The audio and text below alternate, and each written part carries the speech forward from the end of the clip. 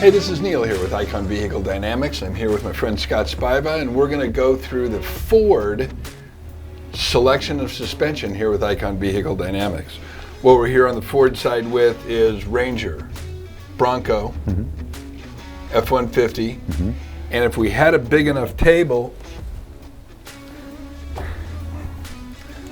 the Super Duty family of 250 and 350, right? Absolutely. Yeah, so got at the size of this, we would have had to have the whole room set up for everything, right? Absolutely. For all the cool parts, it would be more space than we've really got to work with. So, but this is our 2.5-inch lift spring. We do a 2.5-inch lift, a 4.5-inch lift, a 7-inch lift, and then coilover conversions for all the different height ranges on either side of that.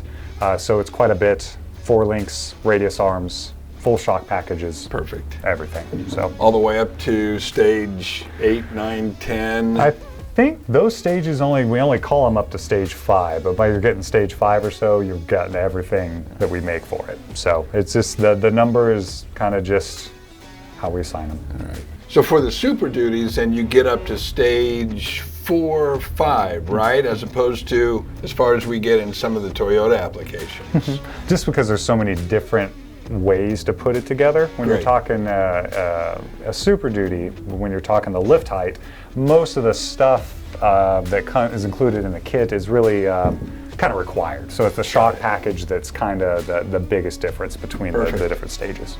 Well, let's get in. Let's talk about, and again, we're going to talk about the Ranger, the Bronco, and the F-150, and most of this stuff associates in technology and quality as we go into that Super Duty phase, but we're going to get down to it today. Absolutely.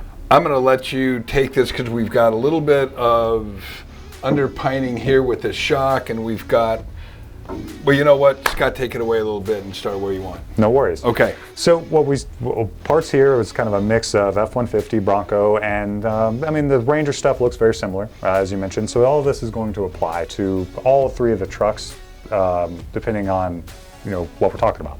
So I don't have it out here right now, but we do have the EXP series shocks available, coilovers, especially for the Bronco. That's a big one for us right now. And the EXP shock series is take that shock, put it into the OE spring. Correct. And roll it. Correct. So okay. Like we would have this OE shock right here from the Sasquatch package. We would take this coil spring and slide it over one of our 2.5-inch aluminum series shock bodies.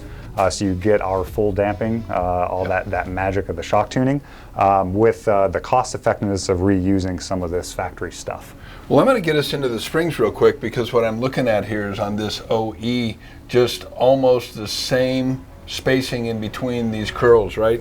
If I look over here at this new Icon, there's a series of different spacing.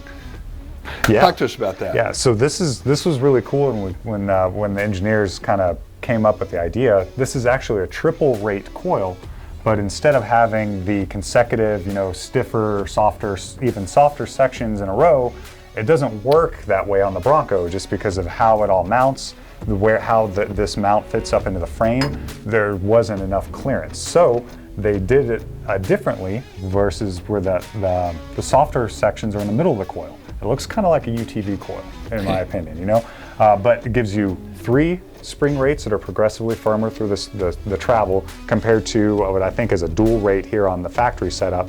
And actually, it's not really that much of that softer rate's pretty small. So you're effectively running in the stiffer part of that coil all the time, where you would not be with our setup here. And then it's also our normal threaded body, so you can adjust the ride height. This would be the rear coilover. Our front coilover uses a linear coil, so it doesn't have that ramp up, but is adjustable in the same manner from a ride height standpoint, up to about 3.5 inches or up to 4, I think, if you have a non-Sasquatch Bronco. Perfect.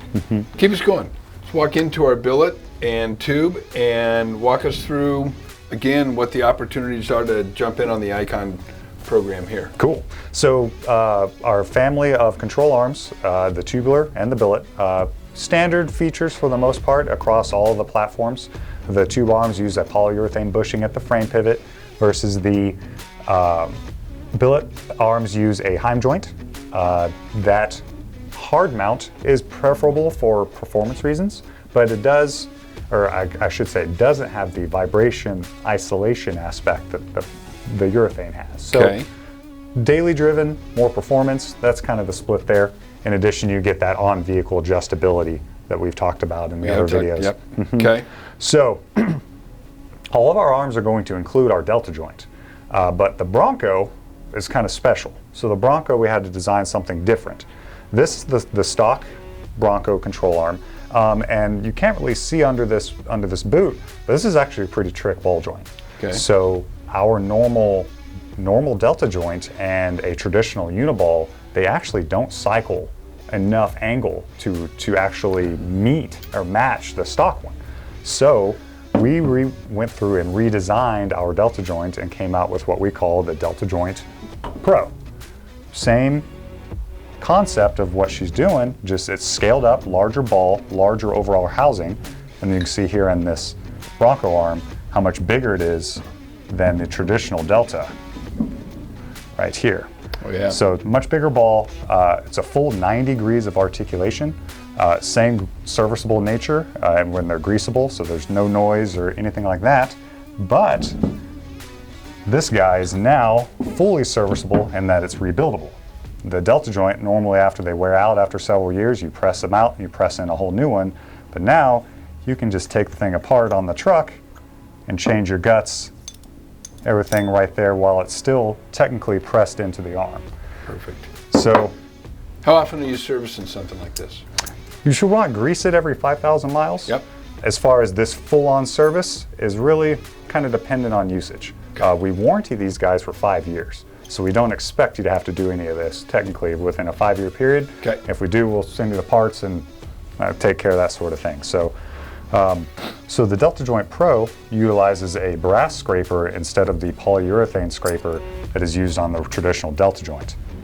So the brass will hold up much better under more debris and more Yep. wear and tear without needing to be replaced. And then if you do, you just replace that one single section of it. So in addition to everything we've got here, we've also got the same opportunity to put the IIC on there, the Icon Intelligent Control, into your shocks so that you can have that performance set up, well, pretty much along any of the vehicles that we're working with, right? So we've talked about Toyota, we've talked about Ford, we've talked about Jeeps. That IIC can be set up on any of those 2.5. For the most part, yes. For any Right. of our currently supported applications, we've already gone through and done the programming Yeah. of the sensors and all the algorithms, so it's filtering the information appropriately for the vehicle, and it knows where it's mounted. Even though all of the actual IIC modules are the same between each vehicle, their orientation and their position in the engine bay and the mounting bracketry that comes along with it is all application specific. Based on vehicle. And then once you tell it what it's on, it knows how to set up the shocks accordingly. Outstanding. Once again, full array of opportunity for suspension upgrades. And again, we'll get back to all of the wheels as we get through here, which is just, the icing on the cake. Thank you again for watching Icon Vehicle Dynamics training program. This is Scott and Neil. If you have more questions, feel free to go to www.iconvehicledynamics or give us a call here and we'll take care of you. Thanks again. Thank you.